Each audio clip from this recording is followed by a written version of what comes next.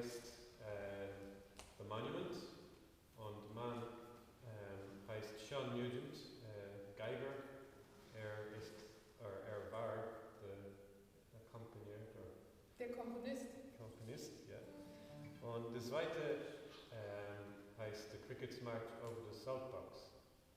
Und ich habe diesen mit meinem Freund Kieran Swift arrangiert.